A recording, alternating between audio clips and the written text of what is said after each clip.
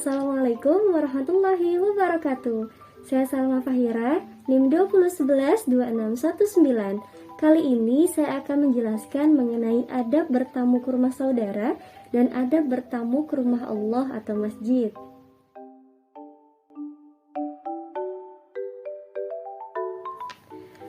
Di dalam ajaran Islam, secara keseluruhan itu mengandung kebaikan bagi setiap muslim, baik dalam urusan dunia maupun agamanya. Dalam hal ini Rasulullah Shallallahu Alaihi Wasallam adalah orang pertama dan teladan bagi setiap muslim, yang mana beliau telah mengaplikasikan semua ajaran Islam dari yang kecil hingga yang besar dalam bentuk adab-adab syar'i.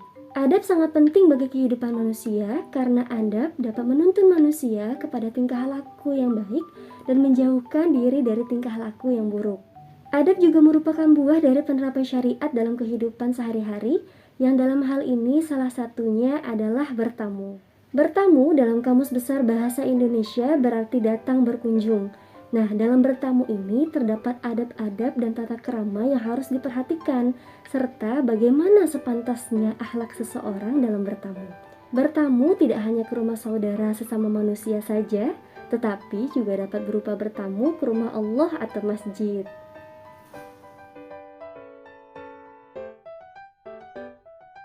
Baiklah, pertama saya akan membahas mengenai adab bertamu ke rumah saudara. Nah, dalam hal ini terdapat dua konteks, yaitu adab bertamu sebagai seorang tamu dan adab sebagai tuan rumah atau penerima tamu. Sebagai seorang tamu, adab yang harus diperhatikan diantaranya adalah ketika kita ingin bertamu, kita harus berpakaian yang rapi dan pantas. Ketika bertamu dengan memakai pakaian pantas ini berarti kita menghormati tuan rumah maupun kita menghormati diri kita sendiri. Berpakaian rapi dan pantas di sini maksudnya adalah dengan bersih, menutup aurat sebaik-baiknya sehingga nyaman untuk dikenakan dan nyaman untuk dilihat. Selanjutnya, ketika hendak bertamu, kita harusnya memilih waktu yang tepat, tidak boleh sembarangan, misal seperti larut malam, pagi-pagi buta, atau di tengah-tengah hari. Jadi tidak boleh sembarangan dalam bertamu ini. Selanjutnya, ketika kita sudah sampai di rumah tuan rumah ini, maka kita harus meminta izin, seperti mengetuk pintu dan mengucapkan salam, yang hanya dibatasi dengan 3 kali saja, dan kita harus memperkenalkan diri ketika tuan rumah bertanya. Selanjutnya, ketika kita sudah diperkenankan masuk, maka kita harus menundukkan pandangan kita agar aurat dari tuan rumah tidak terlihat.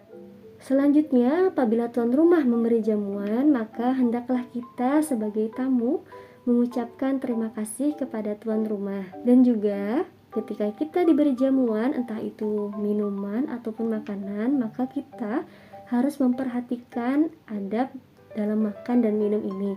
Seperti kita harus membaca basmalah ketika hendak makan, kemudian makan dengan tangan kanan, dan kita tidak tergesa-gesa ketika kita makan. Selanjutnya, tidak boleh sampai memberatkan tuan rumah sehingga tuan rumah merasa kesulitan. Jadi kita harus mengingat waktu ketika bertamu ini, jangan sampai terlalu lama dan memberatkan tuan rumah. Jadi kita harus sadar diri, melihat-lihat waktu kita terlalu lama atau tidak. Baiklah, tadi sudah saya jelaskan mengenai adab sebagai tamu, maka selanjutnya saya akan menjelaskan mengenai adab sebagai tuan rumah atau penerima tamu. Dalam menerima tamu ini, ada adab yang harus diperhatikan, diantaranya ketika tamu datang, maka kita harus menerima tamu dengan baik dan menyuguhkan hak-hak tamu dan memuliakannya, seperti kita menempatkan tamu di tempat yang layak, memberikan jamuan, dan berbuat baik selama tamu tinggal di rumah kita.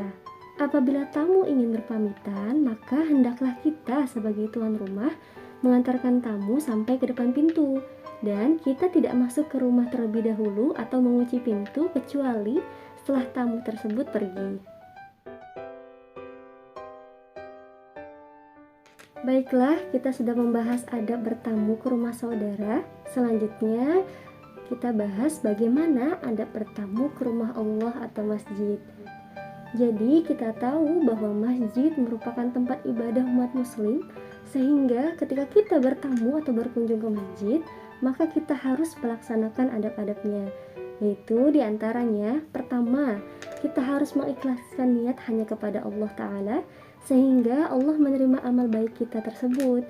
Kemudian ketika kita berjalan menuju masjid, maka harus dengan sopan dan tenang.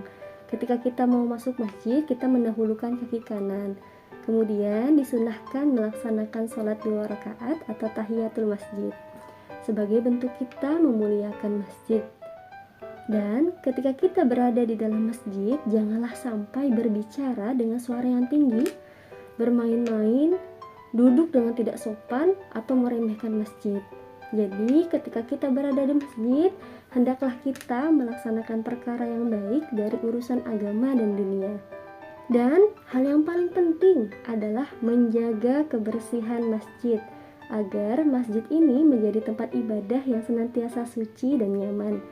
Dan di dalam masjid ini kita juga dilarang untuk berjual beli, karena berjual beli ini dilakukan dalam masjid, maka niscaya fungsi masjid akan berubah menjadi pasar atau tempat jual beli, sehingga jatuhlah kehormatan masjid dengan hal itu.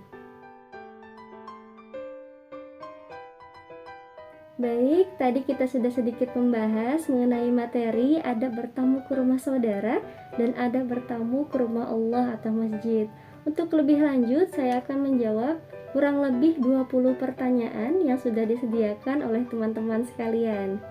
Baik, langsung saja ke pertanyaan pertama, yakni dari saudari Zahra Astina Haryanja. Yang pertanyaannya, jelaskan dan bacakan ayat Al-Quran tentang adab bertamu. Mengenai adab bertamu ini terdapat dalam Quran surah An-Nur ayat 28 yang berbunyi, A'udzubillahi minasyaitonirrajim, Bismillahirrahmanirrahim. فَإِن لَّمْ تَجِدُوا فِيهَا أَحَدًا فَلَا تَدْخُلُوهَا حَتَّى يُؤْذَنَ لَكُمْ وَإِن قِيلَ لَكُمْ ارْجِعُوا فَارْجِعُوا هُوَ أَزْكَىٰ لَكُمْ وَاللَّهُ بِمَا تَعْمَلُونَ عَلِيمٌ. Artinya, jika kamu tidak menemui seorang pun di dalamnya, maka janganlah kamu masuk sebelum kamu mendapat izin. Dan jika dikatakan kepadamu kembali sajalah, maka hendaklah kamu kembali, itu bersih bagimu dan Allah mengetahui apa yang kamu kerjakan. Maksud dari ayat ini adalah, jadi ketika kita ingin bertamu ke rumah seseorang, kemudian tuan rumah ini meminta kita untuk kembali, atau dia tidak menerima kita sebagai tamu, mungkin ada keperluan, maka kita diperkenankan untuk kembali. Atau misalnya kita bertamu, kemudian kita melihat rumah tersebut kosong, tidak ada orang, maka kita juga harus kembali. Pertanyaan selanjutnya dari saudara Mukhlisin, yakni apa saja adab mengetuk pintu saat bertamu. Nah, dalam mengetuk pintu pun ada adabnya, dimana diantaranya mengetuk pintu hanya sebanyak 3 kali saja, yang mana dimaksudkan ketukan pertama itu tuan rumah mendengarkan, ketukan kedua tuan rumah bersiap-siap, kemudian ketukan ketiga itu tuan rumah mengizinkan kita masuk, itu apabila kita diizinkan. Namun jika tidak diizinkan atau tidak ada jawaban sebanyak 3 kali kita mengetuk pintu, maka hendaknya kita kembali. Ini sama halnya dengan kita menekan bel, tidak boleh lebih dari 3 kali. Kemudian mengetuk pintu dengan perlahan. Mengetuk pintu ini perlahan-perlahan, tidak boleh menggedor-gedor secara kuat atau secara berlebihan sehingga mengganggu tuan rumah. Kemudian memberikan jarak waktu antara ketukan-ketukan pintu. Jadi antara 3 kali ketukan pintu itu kita harus memberi jeda antara ketukan pertama dan ketukan kedua maupun ketukan ketiga. Jangan langsung 3 kali ketukan. Kemudian tidak menghadap ke arah pintu. Jadi ketika kita mengetuk pintu, kita tidak boleh menghadap ke arah pintu, agar ketika tuan rumah membuka pintu, kita tidak langsung melihat aurat dari tuan rumah. Selanjutnya mengucapkan salam dan memperkenalkan diri. Jadi ketika kita mengetuk pintu, kita harus mengucapkan salam dan memperkenalkan diri apabila tuan rumah bertanya. Karena pernah diceritakan oleh Rasulullah SAW bahwa Rasulullah SAW pernah didatangi oleh Jabir, ia pun mengetuk pintu. Lantas beliau bertanya, siapa ini? Kemudian Jabir menjawab, saya. Maka Rasulullah SAW bersabda, saya, seakan beliau itu marah. Nah, makanya karena memang saya ini tidak menjelaskan identitas orang yang datang berkunjung. Jadi makanya perlu untuk memperkenalkan diri. Pertanyaan selanjutnya dari saudari Nida Aulia, yakni bagaimana cara berpakaian yang sopan dan baik menurut agama ketika bertamu. Sudah pasti pakaian yang baik menurut agama ketika bertamu adalah menutup aurat sebaik-baiknya sesuai syariat Islam. Misalnya wanita menggunakan jilbab yang panjang yang menutup dada, menggunakan pakaian yang longgar, tidak ketat atau memperlihatkan lekuk tubuh, dan tidak berlebihan atau tidak bermegah-megahan. Kemudian untuk laki-laki, menutup auratnya bisa dengan menggunakan celana panjang, bukan celana pendek ataupun celana yang robek-robek. Bisa menggunakan baju gamis atau baju koko, baju kemeja yang lebih rapi. Kemudian cukup sederhana serta tidak berlebih-lebihan. Pertanyaan selanjutnya dari saudari Nur Nadia Zulfa, yakni apa saja yang pantas dilakukan saat bertamu ke rumah orang lain. Jadi tadi sudah dijelaskan bahwa ketika kita ingin bertamu ke rumah orang lain, maka kita harus mempersiapkan diri, yang mana kita harus menggunakan pakaian yang rapih dan pantas. Kemudian ketika kita sudah sampai di rumahnya, kita harus meminta izin dahulu sebelum masuk. Kita mengucapkan salam, kita mengetok pintu dengan baik. Kemudian ketika kita sudah sampai di rumahnya, kita sudah dipersilahkan masuk, maka kita harus menjaga pandangan kita agar aurat dari tuan rumah ini tidak terlihat. Kemudian kita harus mengucapkan terima kasih kepada tuan rumah karena sudah memberikan jamuan kepada kita. Kemudian kita tidak boleh terlalu berlama-lama di rumah tuan rumah tersebut agar tuan rumah tidak merasa kesusahan maupun kesulitan karena kehadiran kita. Baik, pertanyaan selanjutnya dari saudari Nisa Safitri, apa yang harus kita lakukan ketika kita ingin datang bertamu ke rumah saudara kita dan ternyata kebetulan kita melihat saudara kita sedang bersiap ingin pergi keluar rumah. Jadi yang harus kita lakukan, kita datangi dia, kita temui dan kita tanyakan mau pergi kemana. Kemudian kita sampaikan niat kita bahwa kita ingin bertamu. Namun kita juga harus melihat apakah ia terburu-buru atau ia melakukan hal yang penting, sehingga kita harus mengurungkan niat kita saat itu untuk bertamu. Dan bila perlu, kita tanyakan kapan sekiranya ada waktu untuk saya bertamu. Pertanyaan selanjutnya dari saudari Rabiatul Adawiyah, apa yang harus kita lakukan ketika kita ingin bertamu ke rumah saudara kita dan kita sudah di depan rumahnya tetapi ternyata saudara kita sedang tidak ada di rumah? Bolehkah kita menelpon untuk menyuruhnya pulang? Nah, inilah pentingnya ketika kita hendak bertamu, sebaiknya kita mengabari tuan rumah terlebih dahulu, seperti menelpon atau mengirimnya pesan, agar kita tahu tuan rumah ini ada di rumah atau tidak, ataupun mungkin tuan rumah ini ingin menerima tamu atau tidak, karena kan memang situasi setiap orang itu berbeda-beda. Namun apabila kita sudah terlanjur di rumahnya, maka kita diperkenankan untuk menelponnya dengan mengabarinya. Dan nelpon ini pun kita tidak boleh sembarangan, ada adabnya juga, seperti tidak boleh menelpon lebih dari 3 kali apabila tidak diangkat. Kemudian kita perkenalkan diri kita sampaikan maksud dan tujuan kita menelpon. Kita jelaskan bahwa kita ada di rumahnya dan kita tanyakan kapan sekiranya kita bertemu. Jika telepon tersebut tidak diangkat atau tuan rumah tidak bisa menemui saat itu, maka hendaknya kita kembali.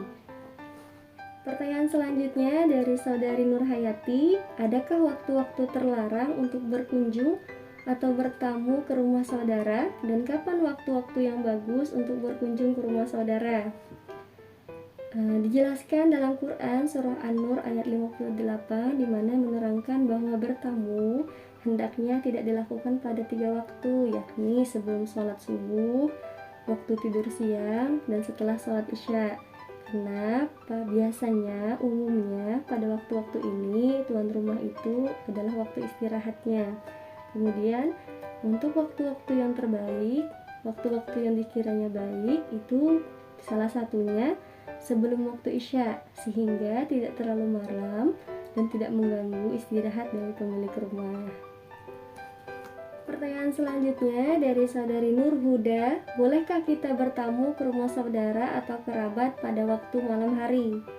Nah, tadi sudah dijelaskan bahwa mengenai waktu aurat berkunjung ke rumah saudara, yakni salah satunya adalah malam sehabis Isya. Jika ingin bertamu malam, sebaiknya sebelum waktu Isya, sehingga tidak terlalu malam dan tidak mengganggu waktu istirahat pemilik rumah. Namun, jika mendesak atau tidak ada pilihan, maka kita harus bertanya dahulu ke tuan rumah, apakah ia bisa dan boleh untuk bertamu pada malam tersebut. Pertanyaan selanjutnya dari saudari Rodatul Jannah, bagaimana bila kita terpaksa bertamu lebih dari 3 hari? Rasulullah Shallallahu Alaihi Wasallam bersabda, siapa yang beriman kepada Allah dan hari akhir, maka muliakanlah tamu dengan menjamunya sehari semalam. Jamuan hak tamu hanya berjangka 3 hari. Lebih dari itu, jamuan bersifat sedekah, tidak boleh bagi tamu untuk menginap di tempat tuan rumah sehingga menyusahkannya. Jika bertamu, dianjurkan untuk tidak membuat pemilik rumah kerepotan. Seorang tamu harus mengerti keadaan pemilik rumah ini sehingga ada saling pengertian yang akan menuntun kepada kebaikan dan keberkahan. Jadi, jika kita terpaksa bertamu lebih dari 3 hari, kita tuh harus saling memahami, kita pahami apakah selama kita di sana itu merepotkan tuan rumah. Jika tidak, kita izin terlebih dahulu lagi kepada tuan rumah, kita berkenan izin, bolehkah kita untuk menginap lebih dari 3 hari di sini. Pertanyaan selanjutnya dari saudara Robi Yahya, bagaimana ada bertamu ke rumah saudara yang kita tahu sedang sakit dan kita datang dengan niat ingin menjenguknya? Tadi sudah disampaikan bahwa beberapa adat dalam bertamu. Namun, untuk adat dalam menjenguk ini pastinya kita harus memperhatikan waktu menjenguk. Hendaknya ketika bertamu atau menjenguk ini harus di waktu-waktu yang baik, tidak sampai mengganggu dari orang yang sakit ini, sehingga kedatangan kita itu tidak sampai memberatkan keluarga dan menambah beban di hati mereka. Nah, kalau dirawat di rumah sakit, itu pastinya ada waktu-waktu kunjungan tertentu yang disesuaikan dengan waktu istirahat pasien. Sebaiknya ketika kita menjenguk itu jangan terlalu lama, agar orang yang sakit ini bisa istirahat. Kemudian menjenguk dengan membawa kesenangan. Maksudnya ketika kita menjenguk orang sakit, hendaklah kedatangan kita ini memberi kesenangan dan keringanan bagi orang yang sakit ini. Karena itu dianjurkan untuk menghibur orang yang sakit, membawa sesuatu yang mungkin dia perlukan, dan menasehati tentang derita yang sedang ia alami. Kemudian kita mendoakan orang yang sedang sakit ini. Kita jenguk, saat kita menjenguk ini doakanlah semoga diberi kesehatan, diberi ampunan, serta keselamatan dalam kehidupannya. Adapun doa ketika kita ingin menjenguk orang sakit itu Bismillahirrahmanirrahim. Allahumma rabban nas adhibil bas ishfi anta syafi la shifaan illa shifauka shifaan la yughadiru saqaman wala alaman. Pertanyaan selanjutnya dari saudari Sulistawati, bagaimana Anda bertamu ke rumah lawan jenis? Jika seseorang laki-laki ingin ke rumah perempuan, pertama pastikan niatnya itu baik. Kemudian kita kabari dan memastikan bahwa perempuan ini tidak di rumah sendirian, karena jika dia sendirian di rumah dan akhirnya nanti kita sebagai laki-laki itu datang dan akhirnya berdua-duaan di rumah, maka itu tidak diperbolehkan. Itu hanya akan mengandung dosa dan fitnah. Kemudian untuk wanita, apabila dia ingin bertamu ke rumah laki-laki, maka hendaknya ia mengajak teman dan mahram bila perlu, agar tidak menjadi fitnah. Pertanyaan selanjutnya dari saudari Siti Nuraini, bagaimana adab jika seseorang sedang bertamu ke rumah saudara, kemudian terdengar azan dari masjid sekitar? Ini ada dua hal. Bila tamunya itu dari daerah setempat, maka sebagai tuan rumah itu harus mengajaknya dengan cara yang santun untuk melaksanakan sholat di masjid terlebih dahulu. Setelah selesai sholat, baru kemudian urusan tersebut diselesaikan lagi. Hal ini karena tamu semacam ini masih memiliki kewajiban yang sama untuk memenuhi panggilan azan. Kemudian bedanya untuk tamu yang dari luar atau tamu yang berasal dari jauh, atau itu bisa dikatakan dia masuk ke dalam jarak safar, berarti dia seorang musafir.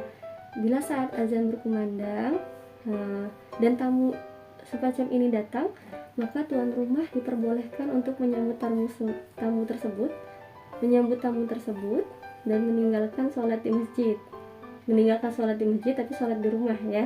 Hal ini karena tamu yang datang dari tempat yang jauh itu secara hukum adalah hukum musafir, yang menurut sebagian ulama tidak dikenai kewajiban sholat berjamaah di masjid. Tapi ada juga sebagian ulama yang lain yang mengatakan bahwa dia harus tetap mendatangi masjid bila mendengar seruan azan. Pertanyaan selanjutnya dari saudari Nurlinda, bagaimana Anda bertamu ke masjid yang baik dan sopan? Tadi sudah dijelaskan bahwa ketika kita ingin bertamu, yang pertama adalah mengikhlaskan niat hanya kepada Allah Ta'ala, sehingga ibadah kita di masjid itu, segala perbuatan yang kita lakukan itu dapat diterima oleh Allah Subhanahu wa Ta'ala. Kemudian kita harus berpakaian yang rapih dan bersih, memakai wewangian untuk lelaki-laki. Kemudian ketika kita berjalan menuju masjid, jangan terlalu terburu-buru, harus dengan sopan dan tenang. Masuk ke masjid menggunakan kaki kanan, kemudian sholat sunnah atau sholat 2 rakaat tahiyatul masjid sebagai bentuk kita memuliakan masjid. Kemudian kita tidak boleh ribut, tidak bermain-main di sana, duduk dengan sopan, atau jangan sampai kita meremehkan masjid. Pertanyaan selanjutnya dari saudari Nila Jayanti, bolehkah berkunjung ke masjid dalam keadaan haid? Dalam hal ini ada beberapa pandangan. Mayoritas ulama berpendapat ini adalah terlarang. Jadi wanita yang haid itu dilarang untuk masuk masjid, yang mana dalilnya itu dalam Quran surah An-Nisa ayat 43, yang dimana artinya bahwa janganlah kamu menghampiri masjid ketika kamu dalam keadaan junub, kecuali sekedar melewati saja. Jadi maksud di sini ulama ini mengkiaskan bahwa haid itu sama dengan junub atau sama-sama hadas besar. Sedangkan ada juga diriwayatkan dari Aisyah radhiyallahu anha, ia berkata, Rasulullah Shallallahu alaihi wasallam berkata kepadaku, ambilkan sajadah untukku di masjid. Aisyah berkata, saya sedang haid. Nabi Shallallahu alaihi wasallam bersabda, sesungguhnya haidmu itu tidak berada di tanganmu. Hadis riwayat Muslim. Nah, sebagian ulama menjadikan hadis ini sebagai dalil tentang bolehnya wanita haid masuk masjid. Namun, pastinya untuk lebih hati-hati lagi jika ada urusan mendesak di masjid atau ingin mengikuti kajian, hendaknya kita berada di teras masjid saja sebagai bentuk kita menghormati masjid tersebut. Wallahu a'lam. Pertanyaan selanjutnya dari saudari Rashidah, bagaimana cara kita mengajarkan kepada anak-anak untuk tidak lari-larian di dalam masjid? Dalam hal ini pastinya orang tua yang bertanggung jawab atas hal ini. Pahamkan kepada anak, beri pengertian dengan baik dan santun, dengan lemah lembut, dengan sabar, bahwa kita kasih tahu masjid adalah tempat untuk ibadah, bukan untuk tempat bermain-main. Jangan dimarahi agar anak tidak trauma untuk ke masjid. Pertanyaan selanjutnya dari saudari Rosmalinda, bolehkah bersiul-siul dan bertepuk tangan di dalam masjid? Jadi orang musyrik jahiliyah dulu kalau masuk ke masjid itu hanya untuk bertepuk tangan dan bersuit-suit. Ketika Nabi Muhammad SAW masuk ke masjid itu karena mereka ingin menghina dan mengejek Nabi.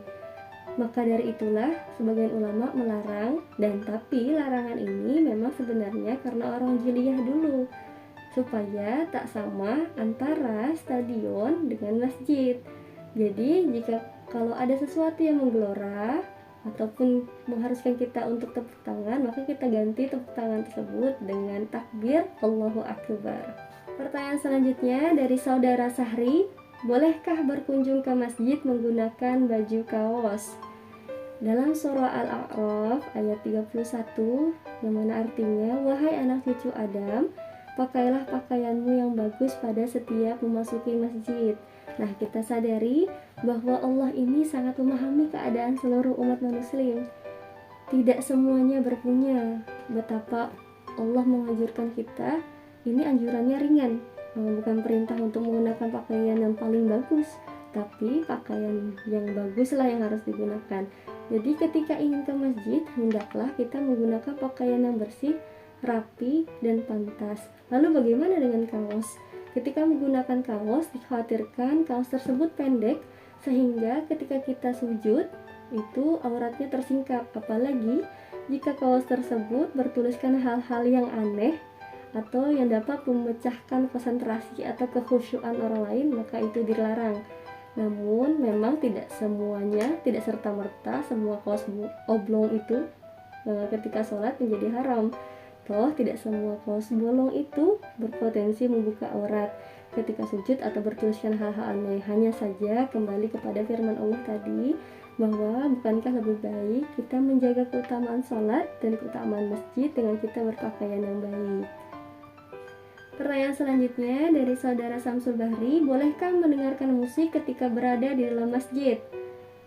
Menyalakan atau mendengarkan musik di dalam masjid tentu saja itu tidak diperbolehkan, karena kita tahu masjid adalah tempat yang mesti dijaga ketenangannya, ketenteramannya, kekhusyuannya, sehingga kalau misalnya ada suara musik itu akan mengganggu orang-orang yang beribadah di dalamnya.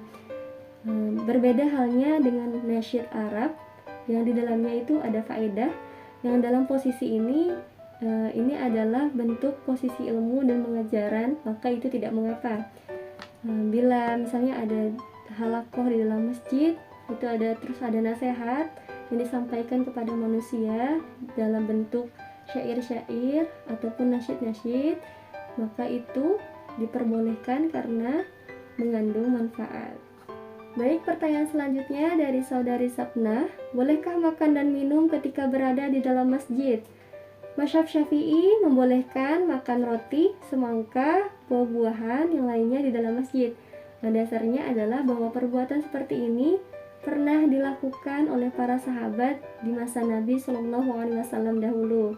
Namun ketika kita ingin makan di dalam masjid, maka hendaknya diberi alas sebelum makan makanan tersebut. Tetapi ada juga hal yang tidak diperbolehkan dimakan di dalam masjid, yaitu memakan makanan yang beraroma kurang sedap seperti bawang dan sejenisnya. Jadi mazhab Syafi'i memakruhkan hal ini bila dimakan di dalam masjid. Kenapa? Karena makanan yang seperti ini akan mengganggu kekhusyuan ibadah akibat bau dan aroma yang tidak sedap. Pertanyaan selanjutnya dari saudari Siti Fatonah, setelah melaksanakan ibadah, bolehkah tidur di dalam masjid?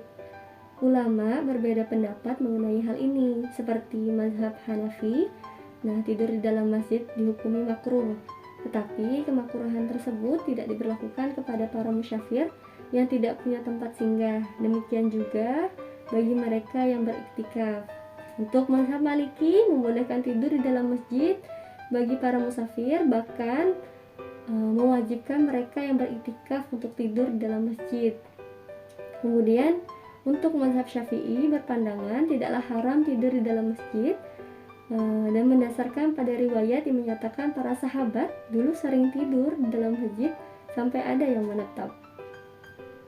Pertanyaan selanjutnya dari saudara Wahyudin, bagaimana hukumnya orang yang datang ke masjid tapi tidak menutup auratnya dan hanya untuk berfoto-foto? Jadi ketika seseorang berkunjung ke masjid, itu sudah seharusnya ia menghormati apa yang dikunjunginya dan memberikan hak berupa penghormatan atau sebagainya. Jadi karena masjid ini adalah tempat ibadah, maka hendaknya menutup aurat sebagai bentuk penghormatan kepada masjid ini. Mengenai foto-foto, itu semua tergantung kepada niatnya. Apabila niatnya untuk kebaikan, tentulah diperbolehkan. Misalnya berfoto itu untuk mengambil sisi-sisi masjid dan untuk dipublikasikan kepada masyarakat agar lebih dikenal sekaligus sebagai syiar Islam. Namun bila niatnya buruk, maka itu jelas dilarang. Misalnya untuk riya atau pamer di sosial media agar dikagumi atau disegani oleh orang lain. Pertanyaan selanjutnya dari saudari Siti Nurhamidah, adakah kesamaan antara adab bertamu ke rumah saudara dengan bertamu ke rumah Allah atau masjid? Tadi sudah dijelaskan mengenai materi ada bertamu ke rumah saudara maupun ke rumah Allah atau masjid ini. Intinya kesamaan itu terletak bagaimana kita diwajibkan untuk menghormati siapa yang dikunjungi atau apa yang kita kunjungi ini. Kita harus memberikan hak atas apa yang kita kunjungi ini berupa penghormatan ataupun sejenisnya, entah itu ketika kita berkunjung ke rumah saudara maupun ketika kita berkunjung ke rumah Allah atau masjid. Demikianlah penjelasan yang dapat saya sampaikan mengenai adab bertamu ke rumah saudara dan adab bertamu ke rumah Allah atau masjid. Semoga bermanfaat bagi kita semua. Sampai jumpa. Wassalamualaikum warahmatullahi wabarakatuh.